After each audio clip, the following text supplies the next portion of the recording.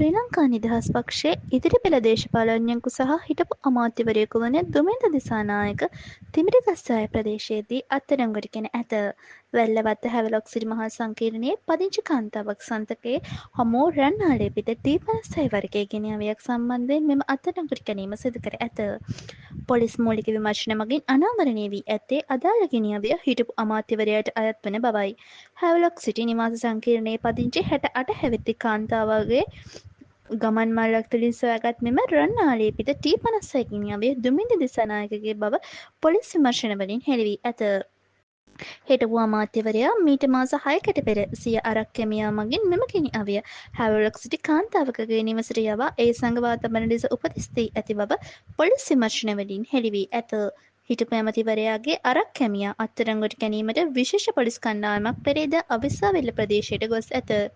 පොලිසිය තවදුරටත් අනාවරණය කරගෙන ඇත්තේ එම හිටපු ඇමතිවරයා හැවලොක් සිටි ප්‍රදේශයේ නිවසේ පදිංචි 68 හැවිරිදි කාන්තාවකගේ සමීපතම මිත්‍රකු වන බවයි. මෙම කාන්තාව මෙම අවිය සහිත බෑගය බාරගෙන ඇත්තේ එහි T56 ගෙනියවියක් තිබෙන බව නොදැන බව පොලිස් විමර්ශන වලින් නිගමනය වී ඇත.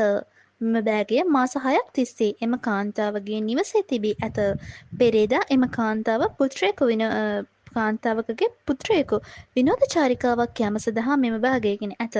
එම අවස්ථාවේ බෑගය සමග ගෙනියවිය කාන්තාව විසින් සිය මෝටර් රථයේ ඩිකියේ දමාගෙන කරගෙන ගොස් ඇති බව පොලිස් විමර්ශන වලින් හෙළි වී ඇත.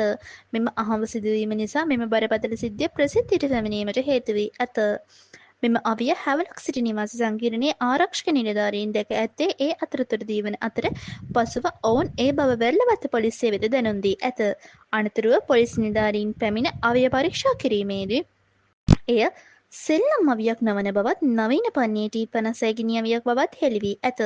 මෙම T56 ගෙනියවිය ශ්‍රී ලංකා ආරක්ෂක හමුදාවත් විසින් භාවිතා කරන ප්‍රධාන ගිනි අවි වර්ගයකි. මෙම අවිය සිවිල් පුද්ගලයෙකු සන්තකයේ තිබීම බරපතල ජාතික ආරක්ෂක ප්‍රශ්නයක් ලෙස සලකනු ලබයි.